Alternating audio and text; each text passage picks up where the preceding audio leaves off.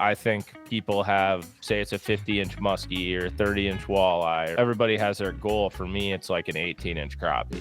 You know, I guess kind of the main question is like, what's the difference between finding crappies versus chasing giants? The more we've learned, I think there's way more bodies of water that have these caliber fish in them than people think there are. I'd like you to give a tip for people that just want to start getting into crappie fishing. You know, baits. Are you using live bait? Are you only using artificial? What are you? I am literally ready to just take these headphones off He's and go going. start drilling holes. On this one, we are joined by Adam Bartusek, a.k.a. Bart of the Crappie Chronicles on YouTube, and I loved this episode. Yes, you did.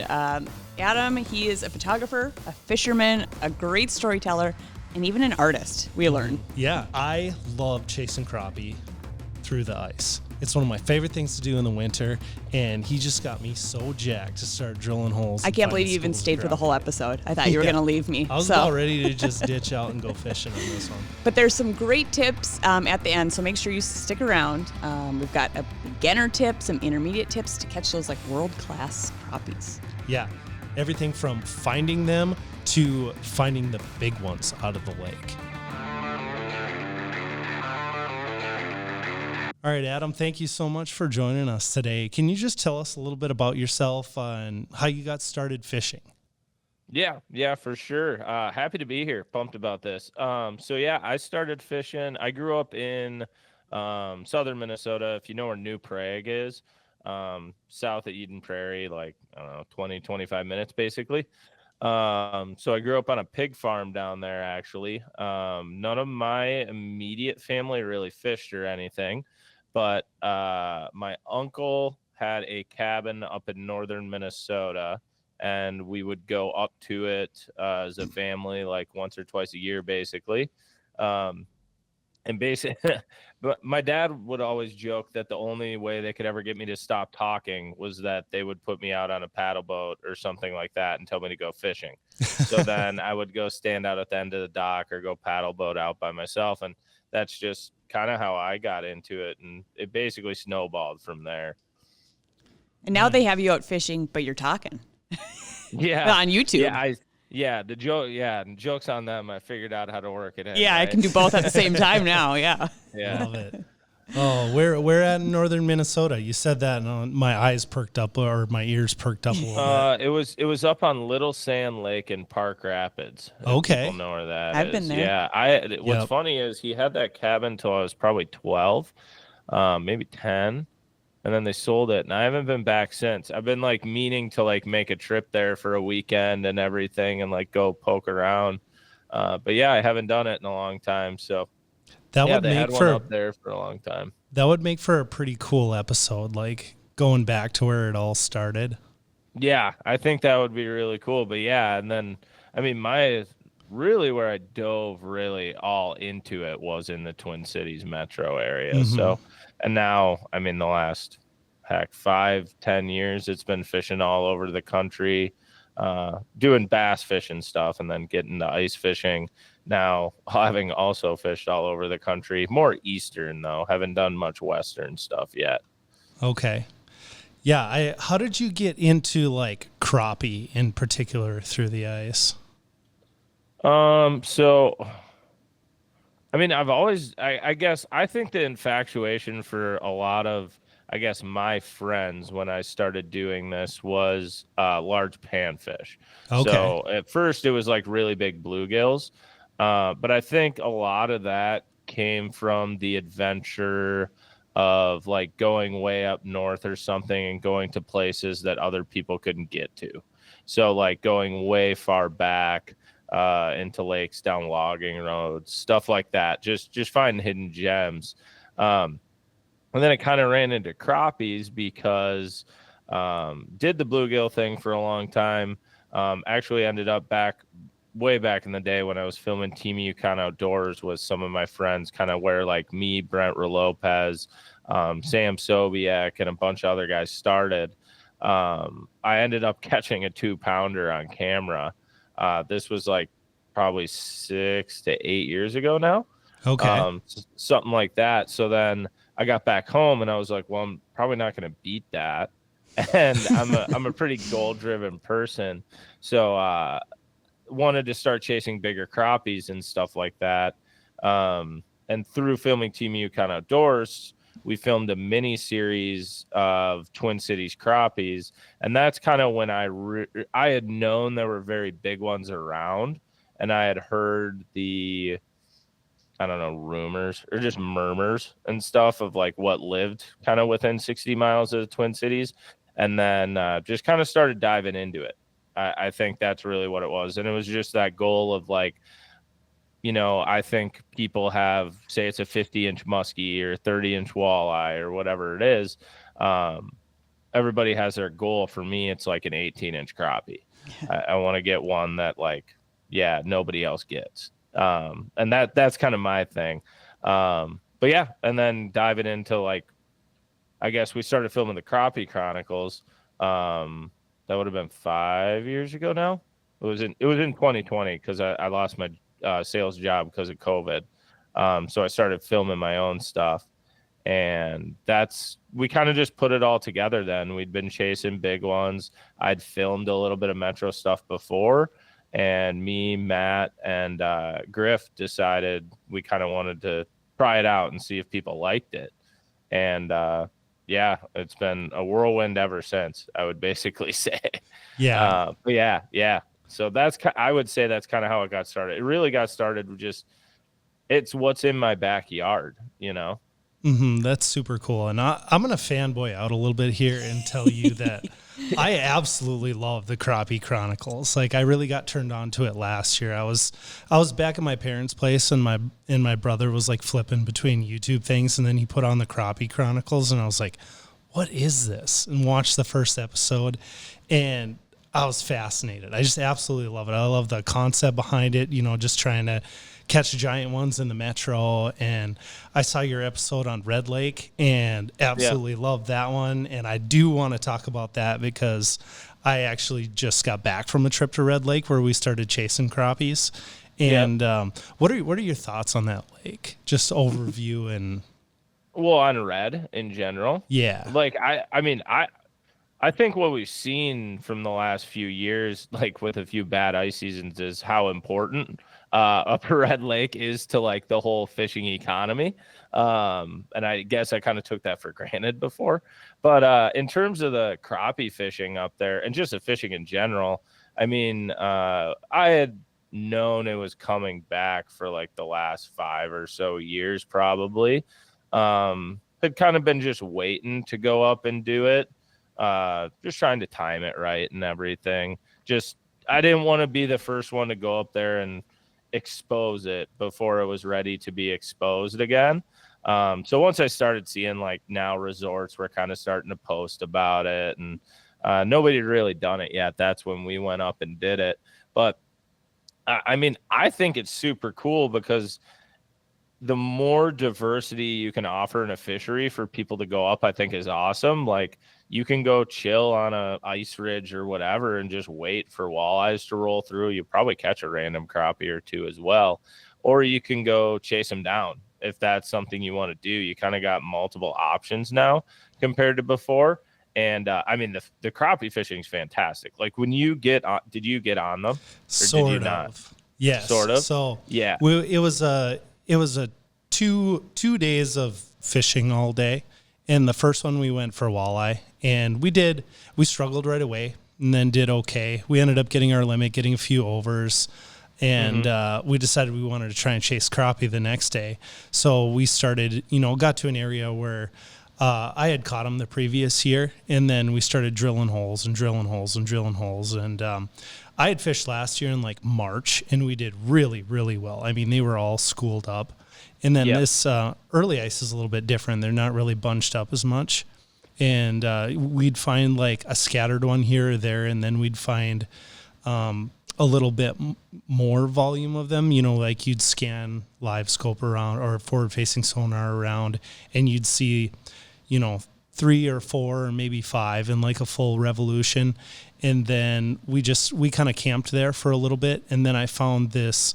It was sort of an ice ridge. It was very weird because like it was probably 20 foot 20 to 40 foot wide and like a couple 100 yards long, where the ice had formed in some way where there was like all these like sheets of shards of ice under the main foot, and there must have been like less light penetration, so they wanted to be there. And you drill a hole, and then all these shards would come up into your hole, and you couldn't like punch a deucer or your lure through it. That's very weird. Yeah, it was super weird. So I ended up like taking a minute or two and just like shoveling it out with my hand so I could just almost see the water through there. And I like punched my lure through with my deucer, and I immediately caught a 14.5. But yeah, like they just wanted to stay there, and otherwise you really couldn't get at them. So it was like I saw them there, but I couldn't catch them. Yeah. And when you get on those late ice, but like more towards March schools and stuff, when they're all grouped up, I mean, it's addicting. Like you can catch them by the hundreds. It's ridiculous. Like it's legitimately some of the best size average numbers you can be on probably in the world right now. Like honestly, I can't really think of anywhere that'd be better. So that's what I think is really cool, is that it is rebounding. And I think we made the video because I'm very aware of why the first boom happened. I know it's because the walleye numbers were down.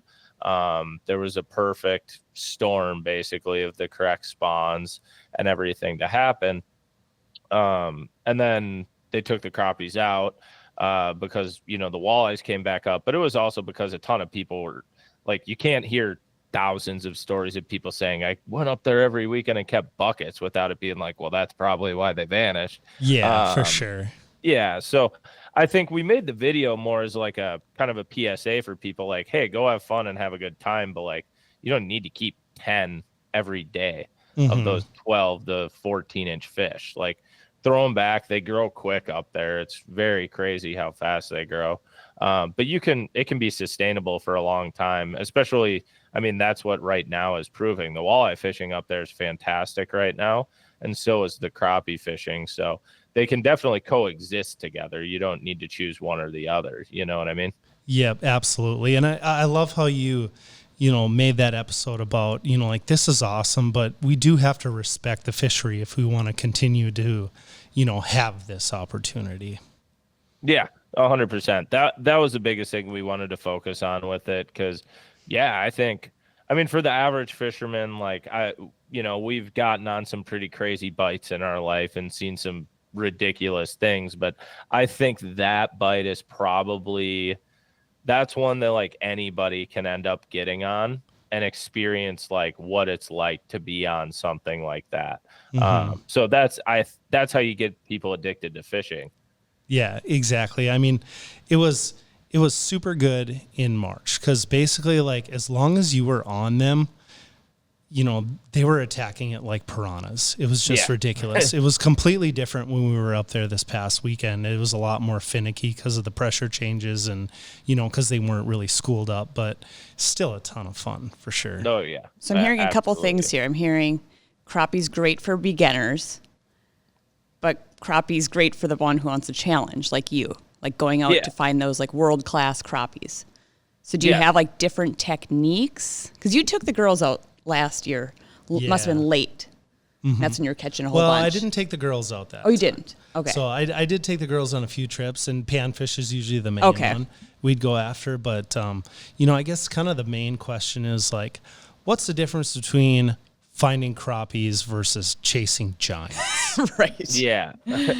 Well, I guess that's what the Crappie Chronicles is. So, like, for anybody who hasn't watched the Crappie Chronicles, that's something you can kind of see on YouTube and dive into with it. But I think the biggest difference between what we do and what I would say the average angler does is, you go out to a basin, you find the local community hole that has a bunch of, 4 to 10-inch crappies in it, and you maybe catch a couple 12-inchers out of there, and you're like, that's cool.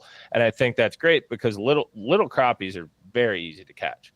They're very predictable. You know where they're going to be. It's an easy way to get people into it. But with the really big ones, what I continually learn every time I go out is how intelligent they are. Like they're very, very, very intelligent fish, and they know how to avoid pressure. They know how to avoid you, and they know how to survive. Like we talk about in our seminars fairly often. Crappie, or any fish's mentality, but crappie's mentality is they have two things to do in their life: it's eat and don't die. So like they're gonna figure out how to do that. So chasing giant ones is, I think, what puts us doing what we're able to do is we never settle. So like if you say we run into a school of 12 to 13s and we pop a 14, we're not like, hey, that's cool, these are cool, let's keep catching these. We look at each other and say, well, if there's 114, there's got to be more. Where are they? And so you keep just trying to seek them out and figure out what's actually in a lake. And with the way technology is now, you're able to break down water fast, and you're able to figure out what key intricacies fish, I would say, dive into. And the more time we've spent on the water, the more we've learned. I think there's way more bodies of water that have these caliber fish in them than people think there are. Like, I think a lot of people think it's like, oh, one or two lakes, but the reality is there's, I don't know, 30 to 50 probably within 60 miles of downtown Minneapolis right now that can produce a 17 to 18 inch crappie.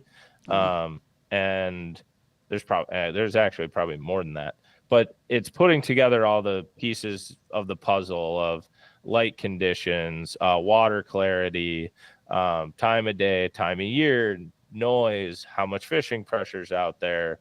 And when you kind of get everything lined up right, you can put things in your favor pretty quickly. Okay, that's interesting. So will you target different like areas of the lake or body of water when searching for giants versus just numbers? Yeah, 100%. Yep. We're always looking in different areas. So biggest one is getting away from people. I think a lot of people, have learned that over the years, but it's even, it doesn't mean you got to go to the other side of the bay. It's just, where your permanent is, you put your forward-facing sonar out 100 feet, right? Mm-hmm. You don't see anything. Well, you go step outside 50 feet, put it down, and look, there they are, sitting 100 feet out from there. They know how to hide. Like, they know how far to get away. They know how to kind of slide through the cracks. Some of the best videos we've ever filmed are in between people's permanent houses. Not like right next to them, but there's little colonies, and then there's one area that's wide open, and that's where they're chilling. I think season 3, like episode 9, we did one of those, stuff like that. So yeah, it's just avoiding pressure is number one. But then number 2 is just figuring out where they like to be. I think every lake has an area where the really big ones tend to like to be more often. But that also changes every year, because as people find them, like I said, their job is they don't want to die. So they find a new area to avoid people. And that's what's cool about fishing. They just keep moving. They have fins and they like to use them. Yeah, don't blame them. So I find that concept really interesting. Like, you go to a sort of community hole area and you think the fish are going to be there, and if they're not there, you don't necessarily have to go all the way to the other side of the lake. You might be just a few 100 feet off from what you thought, and then you're in the chips.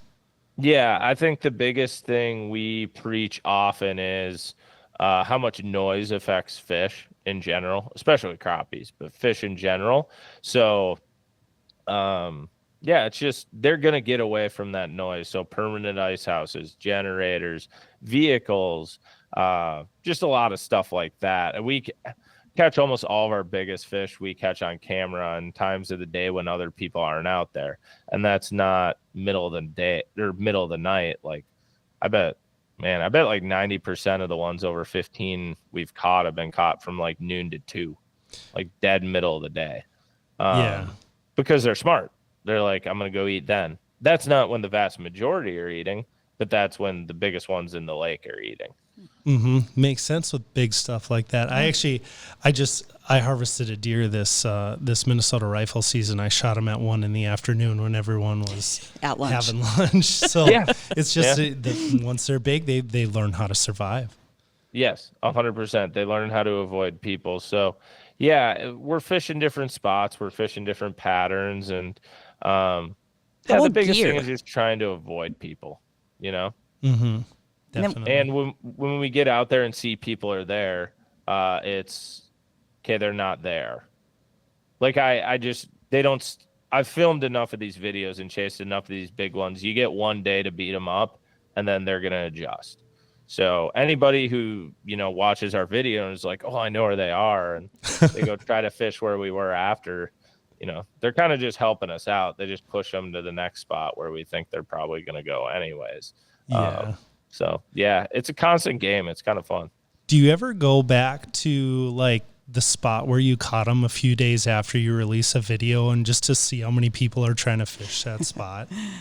Yes. I have done that a couple times. It kind of depends on the place. I mean, we have places where we've filmed ridiculous videos, and I thought there would be a pile of people there. And I've gone back for a month, and I've seen 1 or 2 people, and I know them. So I'm like, okay. And then I've had videos where I'm like, oh, we filmed that one good. I don't think anyone will know where this is. And I show up, and there's 70 portables parked. And I'm like, okay, well, something gave that one away. Not sure what that was. But yeah, so there is things like that that happen. But the biggest thing we preach with the Crappie Chronicles is we're trying to help people learn to catch more fish, obviously. Learn to catch more fish, catch bigger fish. Part of doing that is we have to put fish on camera that people have never seen get put on camera. And then we kind of have to trust the angling community in the sense of educating them and saying, hey, fish like this exist, but they're not going to exist if you keep them. So just teaching people selective harvest. And I think what's unique about what we do is we cook a lot. Like we keep quite a few fish. Like by no means are we sitting here going catch and release everything. Like we selectively harvest a lot of 10 to 12 inch crappies throughout a year.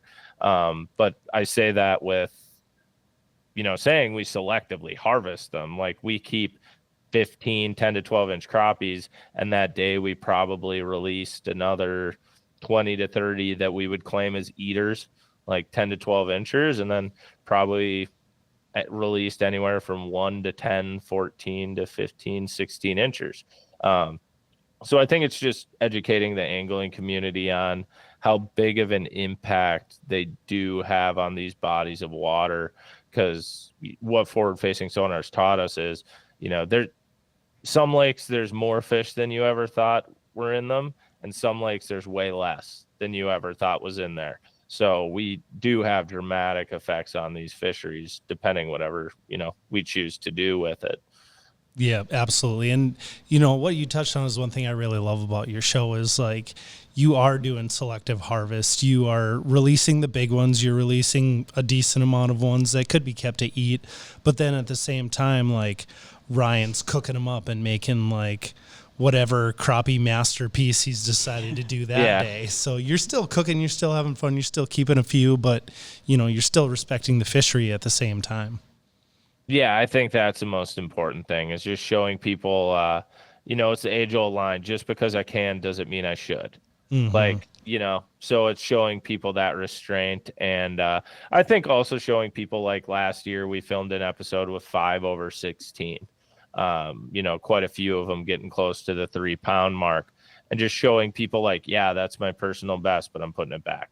And like no second thoughts of it whatsoever, just putting it back and going, if I want a replica, I'll get a replica. And I think if we can get a lot of the angling community to do that, we have the recipe around this area to grow like world-class crappies. And I know that's crazy for people to wrap their minds around. But we do. Like, we have the right recipe. I know everybody points down south and they're like, look at all the big ones they catch down south. They catch a ton of 2-pounders. One of my great friends, Matt Pangrack, lives in Oklahoma. He chases giant crappies open water all the time. He just caught his first 3-pounder this year. He's been doing it for a long time. Whereas I have a lot of friends around here who've caught, like in the last year, probably 5 to 10 of them over 3 pounds. Like our upper echelon of fish that lives here, like it's here. And if we take care of it, we can legitimately grow a world record. And like right now we are on, that's what, season 5 we'll be posting the first video of soon. What day does that come out? Or when does this podcast come out? The 30th. So your episode will come out before this. Okay, cool. Yeah. So people can see it right now. They can see episode 5.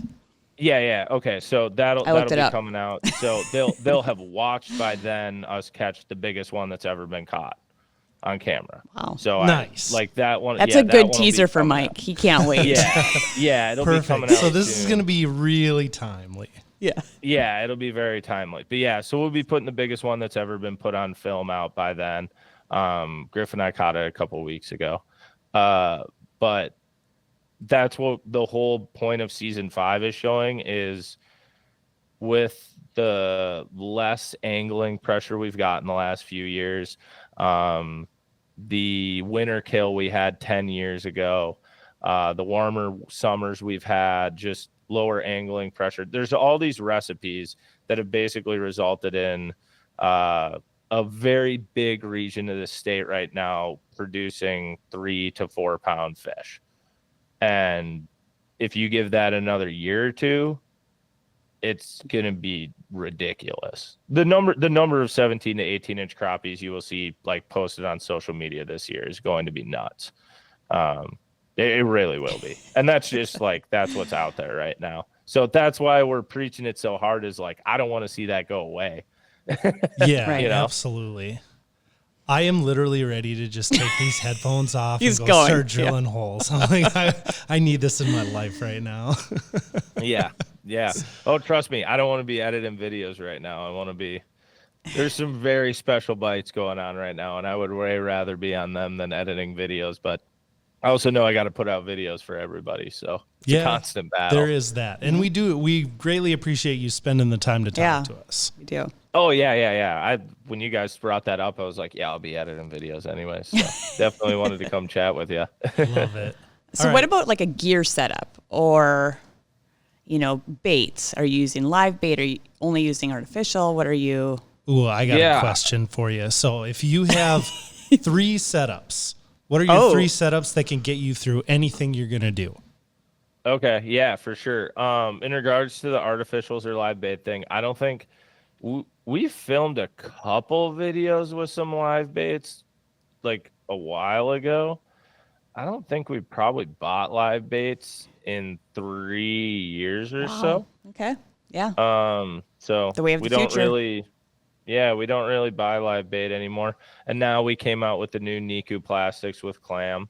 So we had a very big input on those. But in terms of 3 setups someone could go out and go with, number 1 is going to be a pinhead minnow. Like, you can't not have if you're crappie fishing, you have to have a Clam pinhead minnow on. You're speaking my language, man. Yeah, whatever color you have. I never took my pinhead off the entire last year.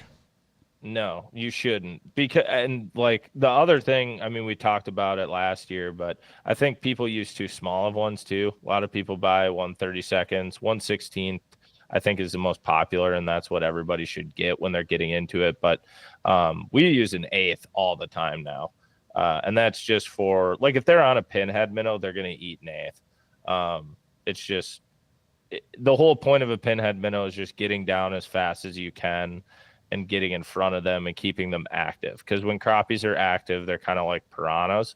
So you just want to keep them going. And that's where a pinhead minnow really excels. So I would say a pinhead minnow would be the biggest thing. 3 or 4 pound mono or fluoro. I think the whole mono or fluoro debate is honestly just, it's up to what you prefer. I think they're both good. It's just whatever you prefer and how big a fish you're chasing. And then rod wise for that, On a 16th, you more of need like a noodle style. I think it works a little bit better. Like we have our custom series over at Thorn Brothers, but I know Clam has like a katana, and you guys carry like, believe most of your stores carry Elliott and 2B rods as well. They have like a noodle kind of similar to that. So some sort of noodle is what you want for the 16th. When you get to the 8th, it's more of like a little bit lighter of a medium rod, but you can kind of go big stick on them. That's what we use Pink's Chronicle for, our new Pinnacle rod. But yeah, so first one would be, I would say, a pinhead. Second one would be, it would be the Niku soldier fly in whatever color you're confident in. That's the biggest thing. And 4 to 5 mil clam drop kick or confetti drop XL jig, 3-pound line, and a spring bobber. So whether that's Griff's Chronicle, which is a schoolie rod, we love using schoolies. If you're not a schoolie guy, you can use a Clam Spooler Elite. And then I have the Bart's Chronicle at Thorn Brothers, but any spring bobber panfish rod will do there. So those are the two we have tied on no matter what, all the time, because typically they're going to eat one of those. And I would say if they're not eating that, it's probably because you need to slow way down. And that's where you're using the same type of jig setup, but bring out like a Mackie, something with a lot of appendages that flows and is very slow. I would say that there, if you want the third setup to just have a lot of fun, put on the Niku Flutter Fry. And yeah, they kill it. It's unreal. Okay, so I'm not super familiar with the Niku Flutter Fry. Can you just kind of describe it for us? Yeah, so the Niku Flutter Fry, it's new bait this year. I know it's one that we'll have a lot of. Actually, our next video coming out from Devil's Lake will have it in it. So by then you'll have a ton of footage you can watch of it. But the Niku Flutter Fry it's a soft plastic minnow bait that has horizontal wings out the side. Okay. We had to do a lot of different testing with it basically to get it to flow the right way. But I would say it's very similar in action to a soft plastic like jigging wrap or Tika minnow type glide bait. But with it being soft plastic, it flows a lot better.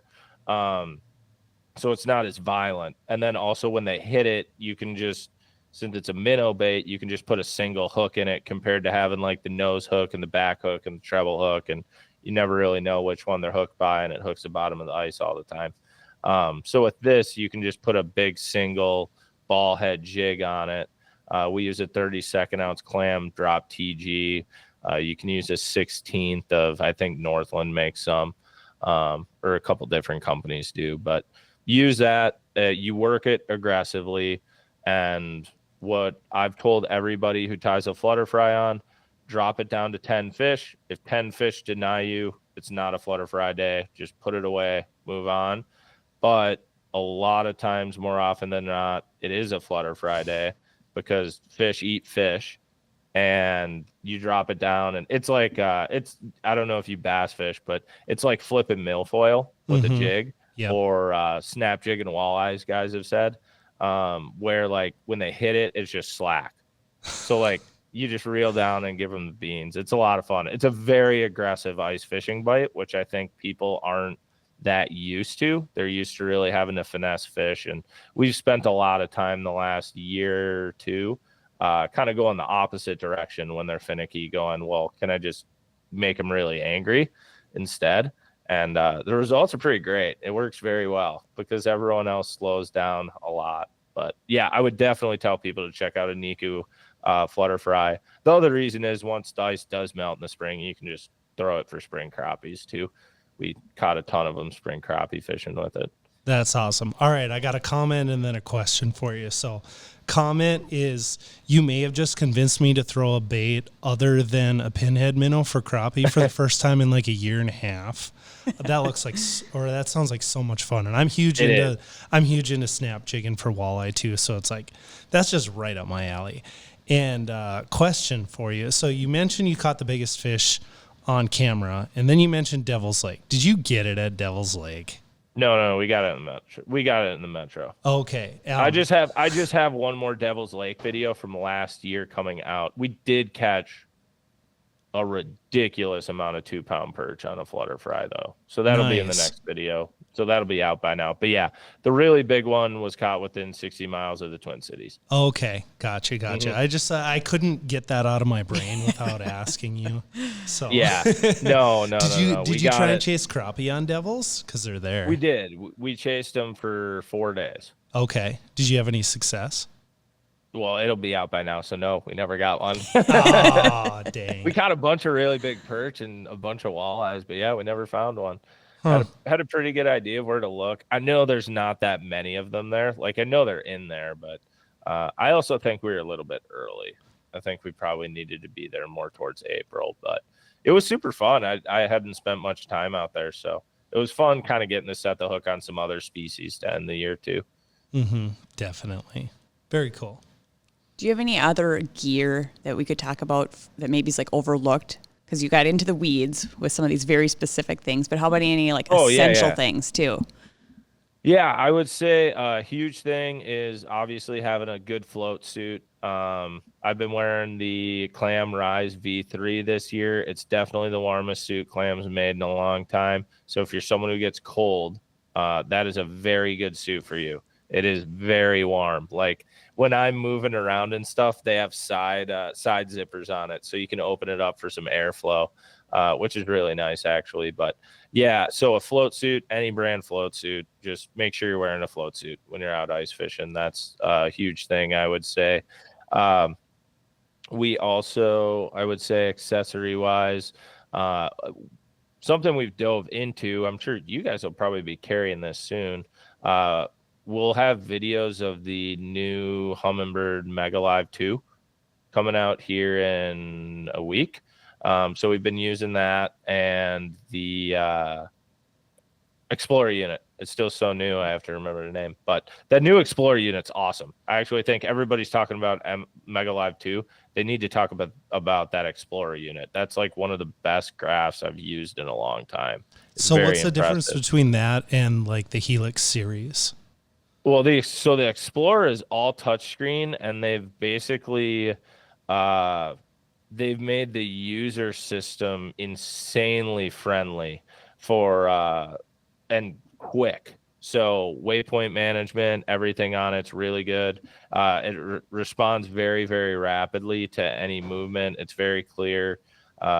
And it has the biggest feature in it is, because I know there's some disgruntled Helix users out there that now are not pumped that they have to get a different unit for Mega Live 2. But an Explorer comes with, it has in it $1,500 worth of Lake Master chips.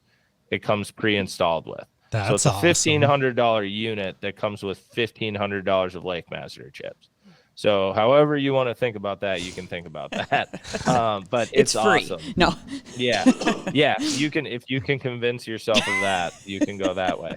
Other than that, the Clam Live Shuttle we've been using, the biggest thing with that, I would say that pole, I don't know if you guys have used the Shuttle pole from Clam. In my opinion, it's the best one out there. It's super light and it's really easy to make it telescopic. And the bearing on it, make sure it always spins. We've like tried to freeze it a lot now. It still won't freeze. So we were out in -15 last week with it, and it still isn't froze. So I just might have to admit it's not going to freeze, which is good. But yeah, those are a few other things we've leaned on a lot. We still use a Clam backpack all the time for tackle storage too, for rod storage for people. I actually go to SCHEELS all the time to buy my rod locker, but it's not the one people would think of. I just go to the gun case department and buy one of them. And that's what I put all my rods in, just one of those foam insert cases. You probably just have too many that it just doesn't fit. Yeah, actually. It's hard. It's hard to find a rod case that fits something between like a 19-inch schoolie rod and then like a 36-inch jigging rod. So yeah, those gun cases work out really good because you're able to kind of modify them. Have you tried the SCHEELS Outfitters Ultimate case? I'm a No, big I fan haven't of that tried one. that one yet. You'll have to check it I out. haven't. Yeah, I'll have to take a look at it. Can you talk to us a little bit more about like Mega Live 2? I'm super curious about it. Haven't had a chance to use it yet. Just wondering your initial thoughts and impressions. Yeah, I think it's very impressive so far. Obviously, I haven't used it. I haven't used it open water, so in terms of bait tracking and stuff, I can't speak on that, I would say. But ice fishing wise, I mean, we were drilling holes in Wisconsin last week with it. I had pink out at like 125 feet, drop a 16th ounce pinhead, and I could see the pinhead. So I Nice. think that's extremely impressive. Yeah, the range is awesome. Like the range goes further than you need it to go. Like we never look over 100 feet, just because no matter if you're using a LVS 34, Active Target 2, or Mega Live 2, when you get over 100 feet, everything looks big. It just, the image distorts, so you don't really know what you're looking at. But yeah, you can see out 130 feet. It's super clear. Not having the black box with the deucer is awesome. It takes down weight on your shuttle, so for ice fishermen it's great. The new cord's great. Yeah, I honestly, it's just been really impressive. I don't have anything to complain about with it yet. It's been very, very good. And with that said too, I mean, for people who are looking at getting into a forward facing sonar, I know there's a bunch of deals on Mega Live 1. We've used Mega Live 1 for 3 years. I still love it. It's a great ice fishing bundle product. It's just the way the cone is and everything. Sizing is amazing out to 70 feet. We've put a lot of really big crappies topside because of it. So I would definitely tell people that too. Don't, maybe you'd be looking at the new thing, but if you're looking to just get into forward facing sonar, there's probably some really good deals on a Helix and a Mega Live 1 right now that you can get into as well. Mm-hmm. Kind of the opportunities are pretty much endless with customization on that. It's like you want to get into it, go with the, you know, the stuff that's not the latest and greatest, but if you go from not having forward facing sonar to even the beginning ones, it's like fishing with your eyes open for the first time, you know? Yeah, it's very eye opening, and it's a huge learning curve too, I think. There's a lot of great videos out there kind of showing people how to utilize it, but it is a big trial and error thing. You got to get really good at knowing what you're looking at, how to move around fish. Honestly, the biggest thing I've learned for forward facing sonar is I don't understand how any of us caught fish before because of how scared they are of noise and the amount of like boom boxes and parties going on in ice castles and everything and people reeling up fish. I don't understand how we ever caught fish before because I go look at fish and I take 2 steps towards them and they're gone. So I don't quite get that. When you made the comment when you were up in Red Lake, you were fishing with like forward facing sonar the one day, and then the next day you're like, then I was fishing blind. Yeah, it was interesting. The trip was like a content gathering trip. I was with some guys from like Garmin, Striker, a couple other companies, and yeah, it was. They had brought all the electronics, and I was basically like running guide that day because I'd fished the lake a decent amount, and our camera guy got sick. So, and they were coming from Wisconsin, so they cut the trip early. And then I had a couple other buddies that were fishing there too. So I went from fishing with like 15 grand worth of electronics to just fishing completely blind because they just had a couple of XLRs, and with how shallow we were, their cone angle wouldn't reach my lure. So it's like, yeah, I'm just, I'm going from the latest and greatest to absolutely nothing right now. And, you know, to be honest with you, it was a little bit refreshing. So yeah, it's like, and I think my favorite part though was like my buddy had a fish come up on his Vexillar, and I was like, oh, it's time for me to start jigging now. So I was like, I was jigging a little bit and I totally sniped that fish away from him. That's great. Yeah, I love when we get to not use electronics, it's great. That's why the backwater episodes are so fun. When we're fishing in like 2 to 4 feet, just jigging. Mm-hmm. Those are a ball. Backwater fish are so much fun. They're just so mean. All they do is chase shad their whole lives. So when they eat something, they hit it very hard. Yeah, and that's generally like shallow water fishing too, isn't it? Yeah, I don't think we've ever. I'll probably prove myself wrong here saying this, but I can't think of an episode we filmed in backwaters where we've been deeper than 5 feet. It's Yeah, all that's like fun. two, I mean, two at to that five. point, there's only one way for them to run, and that's out. Yeah, yeah, 100%. It's a lot of fun. Absolutely.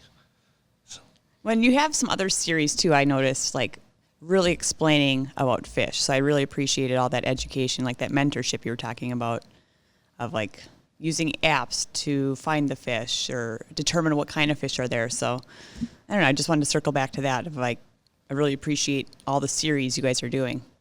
Oh yeah, the expose the ice stuff. Yes, Yeah, that's what it I was think called. that's those videos are awesome. They're very uh they're basically like an online seminar, Yeah, I I got would a say. class today.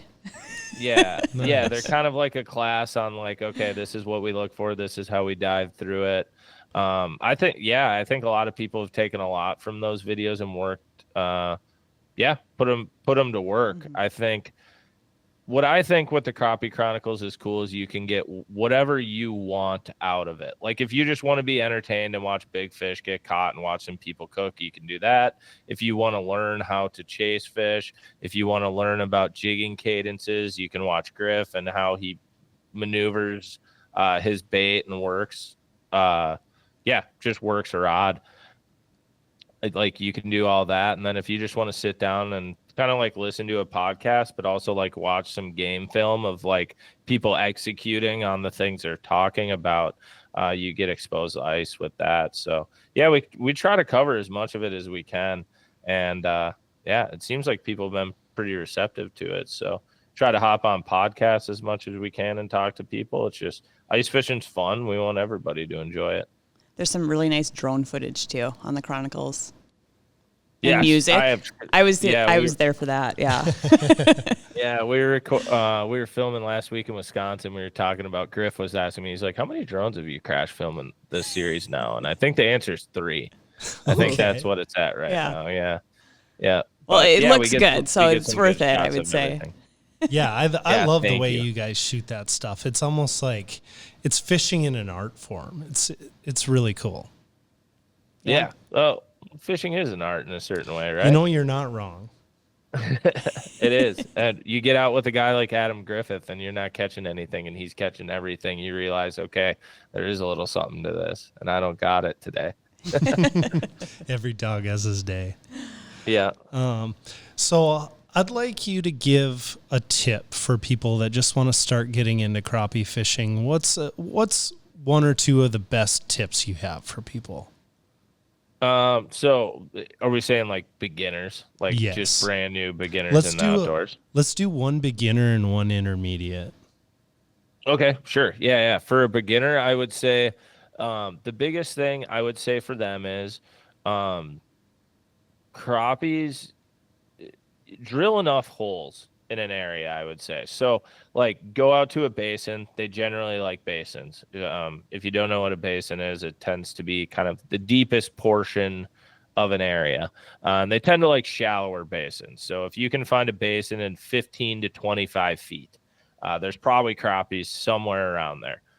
Can I promise the size is any good? No, but I can promise there's probably crappies around. So drill yourself a grid of 10 to 25 holes and just kind of hop around. And I assume most people who go ice fishing now use some sort of electronics, whether that is a flasher or a live or something. Crappies feed up, so just never drop below them. That would be the other thing I'd say. Just keep the bait above them. They'll come find it. They're always looking up. Mm-hmm. Intermediate wise, I would say, kind of reflecting back to when we were talking about how we chase really big fish, I would say if you want bigger crappies, don't settle. Like don't settle for 12 to 13 inchers if you want to catch a 14 incher. Crappies, you can seek them out and just get in an area where they're around. I think people have, if you've watched the Crappie Chronicles for the last 5 years now, I think people have even seen our progression in terms of being, pretty talented at doing it at the beginning, but just the attention to detail now, the mobility, the process we go through.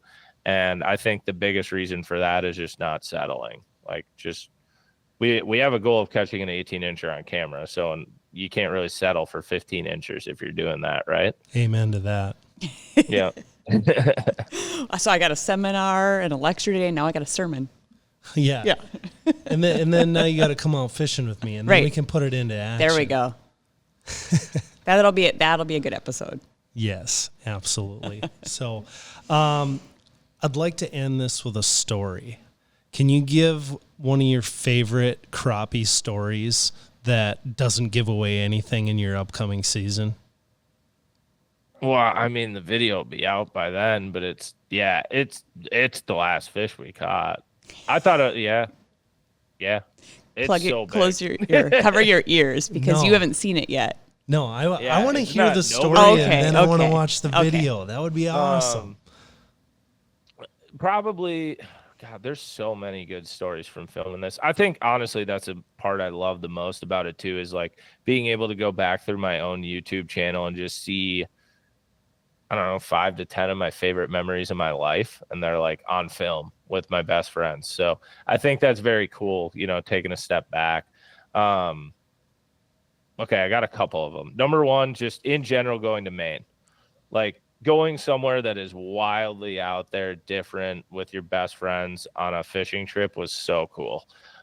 So in general, that whole trip was unreal. And every trip we take after now is kind of cool like that. I would say my favorite fishing memory as of right now for crappies would be the Smashing 16s video, just because Pink and Griff wanted to go somewhere else. Waldo and I were very confident that this lake was going to go off, and we split up. And like the moment Matt and I walked down there, we knew it was going down. And just dropping down and like breaking your PB after just one after another was very, very, very cool. So I think that, I mean, obviously it's like you're catching the biggest fish of your life. It's pretty hard to say that's not one of your top memories. But yeah, then the next one would be, I mean, I've shared a lot of really cool memories with Adam Griffith on the water, and this next one is like number one. It's very, very cool. And yeah, I don't even think I caught a fish that day. I think I was just rolling around with him, watching him do his thing, and just knowing like it's gonna happen right now. Like, this is pretty cool. So yeah, I'm excited for people to see kind of how it goes down. It was a cool accomplishment. We caught that fish, and we're like, I can't believe we just did that. That's so awesome. I can't wait to watch that episode. Definitely looking forward to it. So, Adam, thank you so much for joining us today. So, for those viewing or listening out here, make sure to go follow Bart on YouTube, Instagram. Tons of great content, awesome videos. Make sure you're following SCHEELS Outdoors podcast while you're at it. And thank you all for listening.